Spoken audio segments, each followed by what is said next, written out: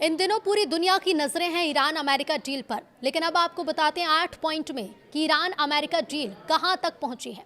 नमस्कार, बहुत स्वागत है आपका न्यूज़ 18 का डिजिटल प्लेटफॉर्म आप देख रहे हैं। मैं हूं आपके साथ ऋतु सिंह।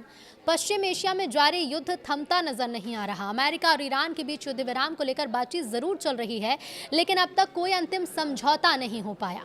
इसी बीच पिछले 48 घंटे में हालात और ज्यादा तनावपूर्ण हो गए। ईरान ने अमेरिका पर युद्ध विराम तोड़ने का आरोप लगाया, जिससे पूरे क्षेत्र में एक बार फिर से टकराव का खतरा बढ़ गया। तनाव ये और भी तब बढ़ा जब अमेरिकी सेना के सेंट्रल कमांड यानी कि सेंटकॉम ने दावा किया कि उसने दक्षिणी ईरान में मिसाइल ठिकानों और कुछ नौकाओं पर हमला किया।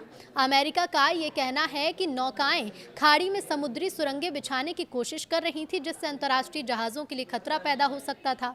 अब इसके जवाब में ईरान के रेवोल्यूशनरी गार्ड्स ने दावा किया कि उन्होंने अमेरिकी लड़ाकू विमानों को ईरानी हवाई क्षेत्र में घुसने से रोका और उन पर कार्रवाई की। इस कार्रवाई से भड़के ईरान के विदेश मंत्रालय ने बयान जारी कर कहा कि अमेरिका युद्ध विराम के बाद भी गैर कानूनी और उकसावे वाली गतिविधियां कर रहा है। मंत्रालय ने चेतावनी दी कि ईरान किसी भी हमले का जवाब देने से पीछे नहीं हटेगा। इन घटनाओं ने ये तो साफ कर दिया है कि दोनों देशों के बीच भरोसे की कमी अभी भी बनी है। कतर में चल रही गुप्त बातचीत के बावजूद अभी तक किसी ठोस नतीजे तक पहुंचना मुश्किल है। अब 8 पॉइंट में आपको बताते हैं कि अब तक क्या कुछ हुआ है। तो देखिए, सबसे पहले ट्रंप नेतन्याहू ने की फोन पर जो बात की उसकी बात करते हैं। अमेरिकी राष्ट्रपति डोनाल्ड ट्रंप ने इजरायल के प्रधानमंत्री बेंजामिन नेतन्याहू से अहम बातचीत की। बताया जा रहा है कि दोनों नेताओं ने ईरान के साथ चल रही बातचीत और क्षेत्र की सुरक्षा स्थिति पर चर्चा की। तो वहीं अमेरिका के लड़ाकू विमान भी इजरायल के एयरबेस पर देखे गए। कैंप डेविड की ट्रिप कैंसिल हुई। अमेरिकी राष्ट्रपति ने अपने कैंप डेविड की ट्रिप कैंसिल कर दी है और इसकी वजह खराब मौसम है। इसकी जगह व्हाइट हाउस में ही कैबिनेट बैठक की चर्चा है, जिसमें निश्चित तौर पर ईरान का मुद्दा भी शामिल किया गया। मार्को रूबियो का बयान, डील। तो देखिए, अमेरिकी विदेश मंत्री मार्को रूबियो जो इस समय भारत के दौरे पर पहुंचे, साफ तौर पर उन्होंने कह दिया कि तमाम तनाव के बावजूद ईरान के साथ समझौते की संभावना खत्म नहीं हुई। अमेरिका की ईरान पर स्ट्राइक के बाद भी दोनों ही देश शांति वार्ता की ओर बढ़ रहे हैं। इधर कतर में गुप्त वार्ता भी चल रही है। मार्को रूबियो ने बताया कि कतर में दोनों पक्षों के बीच लगातार बातचीत जारी है। समझौते की भाषा को लेकर कई मुद्दों पर चर्चा जारी है और समझौते की शर्तों और भाषा को लेकर बात चल रही है और उम्मीद है कि अगले कुछ दिनों में वार्ता हो जाएगी।